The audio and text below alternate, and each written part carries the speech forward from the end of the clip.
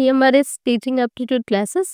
ఈరోజు మనం lecture method అంటే ఉపన్యాస పద్ధతి గురించి తెలుసుకుందాం. ఉపన్యాస పద్ధతి వచ్చేసి ఈ బోధనలో ఇదొచ్చేసి అత్యంత పురాతనమైన పద్ధతి. అలాగే ఎక్కువగా ఉపయోగించినటువంటి పద్ధతి. ఫస్ట్ మనం మీనింగ్ లెక్చర్ మెథడ్ యొక్క మీనింగ్ చూద్దాం. Lecture method meaning a traditional method of teaching where the teacher speaks and students listen. అంటే లెక్చర్ మెథడ్ అంటే ఉపాధ్యాయుడు మాట్లాడితే విద్యార్థులు వినే పద్ధతి. Mainly used to deliver information to a large group in a short time. ఒకేసారి పెద్ద సంఖ్యలో విద్యార్థులు ఉంటే వాళ్ళకి సమాచారాన్ని చేరవేయడానికి ఈ పద్ధతి ఉపయోగపడుతుంది. యాక్చువల్గా ఈ పద్ధతి వచ్చేసి ఏంటంటే సిద్ధాంతాత్మక విషయాలు ఉంటాయి కదంటే థియరిటికల్ సబ్జెక్ట్స్ని బోధించడానికి ఇది ఉపయోగపడుతుంది. నెక్స్ట్ వచ్చేసి definitions. Definition of lecture method. ఒక డెఫినేషన్ చూద్దాం మనం. లెక్చర్ మెథడ్ గురించి గేజ్ అండ్ బెర్లినర్ ఇచ్చినటువంటి నిర్వచనం. Lecture method is a verbal presentation of facts or ideas by the teacher to a group of students. అంటే వీళ్ళ యొక్క నిర్వచనం ప్రకారం అంటే గేజ్ మరియు బెర్లినర్ ఇచ్చినటువంటి నిర్వచనం ప్రకారం లెక్చర్ మెథడ్ అంటే ఉపాధ్యాయుడు విద్యార్థులు వీళ్ళ యొక్క సమూహాన్ని మాటల ద్వారా విషయాన్ని వివరించే పద్ధతి. అంటే ఇది జస్ట్ వెర్బల్ ప్రజెంటేషన్ మీన్స్ అంటే మాటల ద్వారా భావాన్ని చేరవేయటం అని అర్థం. నెక్స్ట్ వచ్చేసి క్యారెక్టరిస్టిక్స్ ఆఫ్ లెక్చర్ మెథడ్.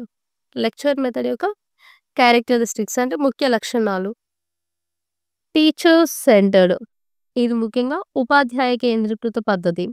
అలాగే వెర్బల్ ఎక్స్ప్లెనేషన్ అంటే ఎక్కువగా వెర్బల్ ఎక్స్ప్లెనేషన్ మీన్స్ ఏంటంటే మాటల ద్వారా వాళ్ళ యొక్క భావాన్ని చెప్పడం, విషయాన్ని చెప్పడం అనేది. స్టూడెంట్స్ ఆర్ ప్యాసివ్ లిజనర్స్, విద్యార్థులు ఎక్కువగా ప్యాసివ్ లిజనర్స్. ప్యాసివ్ లిజనర్స్ అంటే ఏంటంటే ఇక్కడ వినడం మాత్రమే వారి యొక్క పని, అంటే వినేవారిగా ఉంటారు విద్యార్థులు అనేది. టైం అంటే సమయం అనేది తక్కువగా ఉంటుంది, తక్కువగా ఖర్చు అవుతుంది. Okay, suitable for theoretical learning, సిద్ధాంతాత్మక అయినటువంటి విషయాలను బోధించడానికి అనువైన పద్ధతి, కరెక్ట్గా సూటబుల్ అవుతుంది థియరిటికల్ లెర్నింగ్కి. నెక్స్ట్ వచ్చేసి importance of lecture method. Lecture method యొక్క ఇంపార్టెన్స్ ఏంటి అంటే ప్రాముఖ్యత. లెక్చర్ మెథడ్ యొక్క ప్రాముఖ్యత చూసినట్లయితే కవర్స్ సిలబస్ క్విక్లీ, సిలబస్ని ఏం చేయొచ్చు అంటే త్వరగా పూర్తి చేయవచ్చు. అలాగే బిల్డ్స్ ఫౌండేషనల్ నాలెడ్జ్ అంటే విద్యార్థుల్లో ఫౌండేషన్ మీన్స్ అంటే ప్రాథమికమైనటువంటి నాలెడ్జ్, జ్ఞానం అనేది ఏర్పడుతుంది. నెక్స్ట్ సిస్టమాటిక్ ప్రజెంటేషన్ అనేది ఏంటంటే సిస్టమాటిక్గా ఇందులో చేయవచ్చు. నెక్స్ట్ వచ్చేసి యూస్ఫుల్ ఫర్ లార్జ్ క్లాసెస్, అంటే ఇది ముఖ్యంగా ఏంటంటే పెద్ద క్లాస్ రూమ్లకు చాలా బాగా సెట్ అవుతుంది. పెద్ద క్లాస్ రూమ్లు అంటే ఎక్కువగా స్ట్రెంగ్త్ ఉన్నటువంటి క్లాసెస్కి ఈ లెక్చర్ మెథడ్ ద్వారా బోధించడం అనేది అనువుగా ఉంటుంది. నెక్స్ట్ వచ్చేసి స్టెప్స్ ఇన్ లెక్చర్ మెథడ్ చూసినట్లయితే అంటే లెక్చర్ మెథడ్ యొక్క దశలు. ఫస్ట్ వన్ వచ్చేసి ప్రిపరేషన్ అంటే ఏంటంటే ముందుగా మనం అంటే ఏ సబ్జెక్ట్ని బోధిస్తామో ఆ సబ్జెక్ట్ని అంటే విషయాన్ని సిద్ధం చేసుకోవడం. నెక్స్ట్ ప్రజెంటేషన్ అంటే ఇక్కడ స్పష్టంగా వివరించడం. యూజ్ ఆఫ్ ఎగ్జాంపుల్స్ అంటే ఎగ్జాంపుల్స్ని యూజ్ చేస్తూ అంటే ఉదాహరణలతో వివరించాలి. క్వశ్చనింగ్ అండ్ క్లారిఫికేషన్ అంటే విద్యార్థుల్ని ప్రశ్నలతో వాళ్ళు చురుకుగా ఉంచాలి. క్లాస్లో వాళ్ళు క్వశ్చన్స్ వేస్తే వాళ్ళు యాక్టివ్గా ఉన్నారో లేదో తెలుస్తుంది మనకి. సో అలా సమ్మరీ అండ్ కన్క్లూజన్ అంటే చివరిగా ఏం చేయాలంటే ముఖ్యాంశాలను ఈరోజు మనం నేర్చుకున్న క్లాస్ యొక్క ముఖ్యాంశాలు ఏంటి అనేది లాస్ట్లో ఒకసారి చెప్పాలి వాళ్ళకి అని ఒక కన్క్లూజన్ అనేది ఇవ్వాలి క్లాస్కి. This is the steps of lecture method. Next వచ్చేసి మెరిట్స్ ఆఫ్ లెక్చర్ మెథడ్. అంటే లెక్చర్ మెథడ్ యొక్క మెరిట్స్ లాభాలు ఏంటంటే ఎకనామికల్ అండ్ టైమ్ సేవింగ్. అంటే తక్కువ సమయంలో ఎక్కువ మందికి బోధించవచ్చు. ఖర్చు కూడా తక్కువగా అవుతుంది. Covers large groups quickly. Easily. Covers large groups easily. అంటే ఏంటంటే ఆహ్, ఆహ్, క్లాస్ మొత్తంగా ఉన్నటువంటి పెద్ద క్లాసెస్‌కి large groups easily. Covers large groups easily. అంటే పెద్ద క్లాస్ రూమ్‌లకు ఇది సెట్ అవుతుంది. Builds conceptual understanding. అంటే కాన్సెప్చువల్ అండర్‌స్టాండింగ్ అంటే ఇలా బోధించడం వల్ల ఏంటంటే లెక్చర్ మెథడ్ ద్వారా అనేది కాన్సెప్ట్స్ యొక్క క్లారిటీ అనేది చాలా బాగా అర్థమవుతుంది. క్లారిటీ బాగా అర్థమవుతుంది. Teacher controls class easily. అంటే ఉపాధ్యాయుడు క్లాస్‌ని సులభంగా కంట్రోల్ చేయగలడు. అంటే నియంత్రించగలడు లెక్చర్ మెథడ్ ద్వారా. నెక్స్ట్ వచ్చేసి demerits. Demerits of lecture method. Demerits means ఏంటంటే నష్టాలు. లెక్చర్ మెథడ్ వల్ల కొన్ని నష్టాలు కూడా ఉన్నాయి. అవి ఫస్ట్ వన్ వచ్చేసి అంటే passive learning. Passive learning means అంటే స్టూడెంట్స్ ఇక్కడ పాసివ్ లిజనర్స్.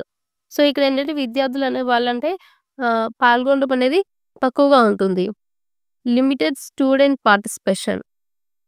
లిమిటెడ్ స్టూడెంట్స్ అంటే కొంతమంది మాత్రమే ఇన్వాల్వ్ అవుతారు క్లాస్‌లో. వాళ్ళ యొక్క డిఫికల్ట్ టు చెక్ అండర్‌స్టాండింగ్. అంటే వాళ్ళకిది అర్థమవుతుందా? లేదా? వ్యక్తిగతంగా వాళ్ళు అర్థం చేసుకున్నారా? లేదా? వాళ్ళు అనేది చాలా తక్కువగా ఉంటుంది. వారిలో ఆలోచన శక్తి అనేది కూడా తగ్గుతుంది దీనివల్ల. Next not suitable for skill learning. అంటే ప్రాక్టికల్‌గా వాళ్ళు నేర్చుకునే దానికి, అలాగే నైపుణ్యాల్ని, స్కిల్స్‌ని నేర్చుకోవడానికి ఇదొచ్చేసి ఈ పద్ధతి లెక్చర్ మెథడ్ అనేది సూటబుల్ కాదు. అంటే సరిపోదు.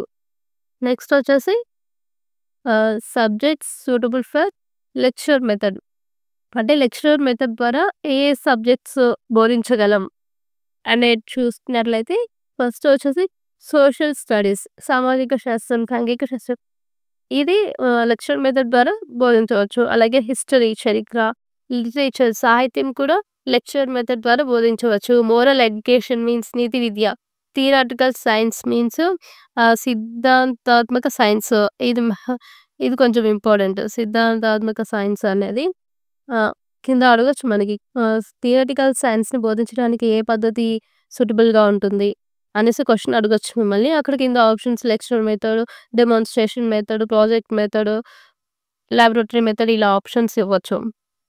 ఇక్కడ వచ్చేసి లెక్చర్ మెథడ్ థియరిటికల్ సైన్స్ బోధించడానికి బెస్ట్ సూటబుల్. నెక్స్ట్ వచ్చేసి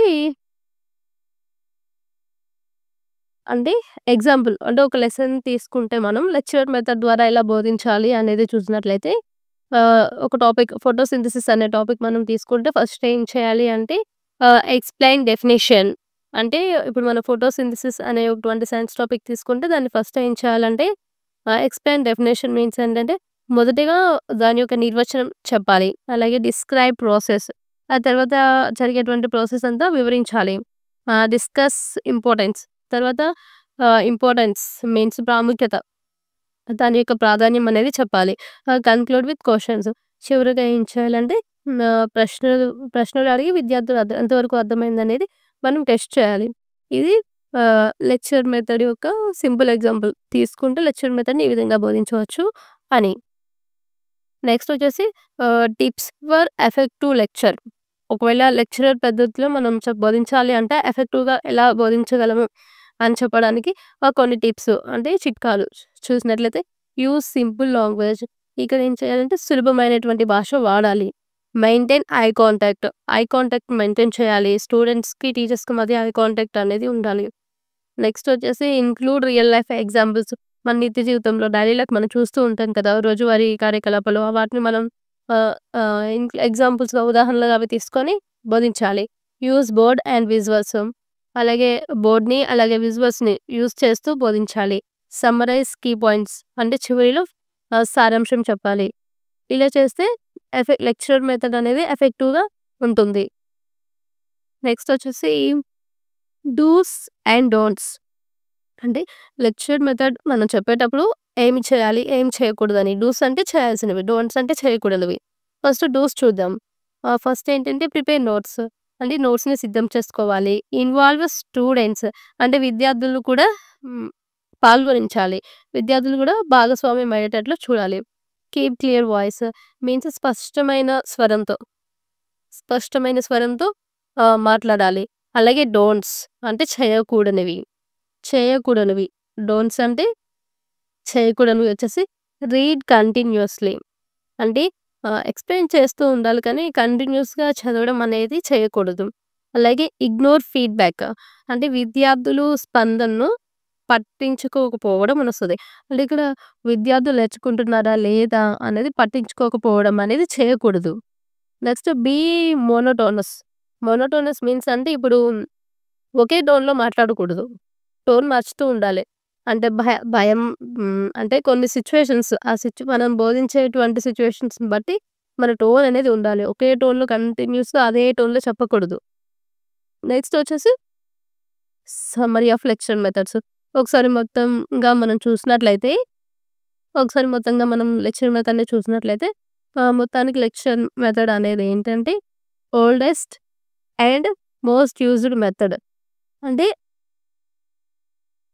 లెక్చర్ మెథడ్ అనేది చాలా పురాతనమైనటువంటి పద్ధతి.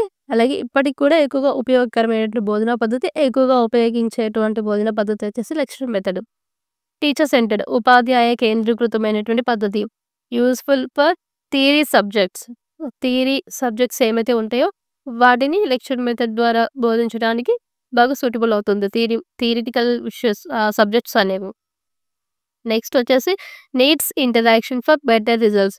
అంటే ఆహ్, అంటే టీచర్స్‌కి, స్టూడెంట్స్‌కి మధ్య ఇంటరాక్షన్ అనేది ఉంటే కొంచెం లెక్చర్ మెథడ్ ద్వారా బోధించడం వల్ల వాళ్ళకి కొంచెం అంటే స్టూడెంట్స్‌కి బాగా అర్థమవుతుంది. నెక్స్ట్ వచ్చేసి ప్రాక్టీస్ ఎంసీక్యూస్. అంటే ఇక్కడ ఎలాంటి క్వెషన్స్ అడిగే ఛాన్స్ ఉంటుంది అనేసి. చూసినట్లయితే లెక్చర్ మెథడ్ ఈజ్ మెయిన్‌లీ ఇక్కడ లెక్చరర్ మెథడ్ ఈజ్ మెయిన్‌లీ అంటే దేని కొరకు మెయిన్‌గా ఉంటుంది అని. ఇక్కడ ఆప్షన్స్ మీద టీచర్ సెంటర్డ్, లెర్నర్ సెంటర్డ్ అలా అడగొచ్చు మనకి. లెక్చర్ మెథడ్ అనేది teacher centred. Next best used for large group of teaching. అంటే పెద్ద క్లాస్ రూమ్స్‌లో టీచ్ చేయడానికి ఇది ఉపయోగపడుతుంది. ఇది కూడా మనకి క్వెషన్‌గా అడగొచ్చు. లిమిటేషన్ అంటే క్రింది వానిలో ఈ క్రింది వానిలో లెక్చర్ పద్ధతి, ఉపన్యాస పద్ధతి యొక్క పరిమితులు ఏంటి? లెక్చర్ మెథడ్ యొక్క లిమిటేషన్స్ అని మనం అడగొచ్చు. ఇక్కడ ప్యాసివ్ లెర్నింగ్. నెక్స్ట్ వచ్చేసి ఎగ్జాంపుల్ సబ్జెక్ట్స్. లెక్చర్ మెథడ్ ద్వారా బోధించడానికి ఏ సబ్జెక్ట్స్ సూట్ అవుతుంది అనేసి కొన్ని మనకి ఇవ్వచ్చు. హిస్టరీ, మ్యాథ్స్, సైన్స్ ఇలా కొన్ని ఇచ్చేసి మనం ఆప్షన్స్ పిక్ చేసుకోవడం అనేది ఉంటుంది. Next key elements. Lecturer method key elements ఏంటని అడగొచ్చు. అంటే ఇక్కడ వెర్బల్ ఎక్స్‌ప్లనేషన్ ఉంటుంది. అంటే మాటల ద్వారా బోధించడం అనేది లెక్చర్ మెథడ్ యొక్క కీ ఎలిమెంట్.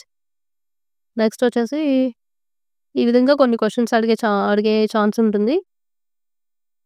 మాక్సిమం టీచింగ్ యాప్టిట్యూడ్‌లో మెథడ్స్ ఆఫ్ టీచింగ్ అనేది చాలా important topic. Methods of teaching నుంచి చాలా ఎక్కువ బిట్స్ వచ్చే ఛాన్స్ ఉంది.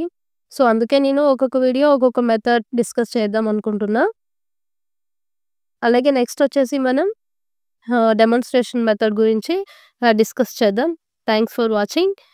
For more updates subscribe to my channel మన జ్ఞానం హబ్.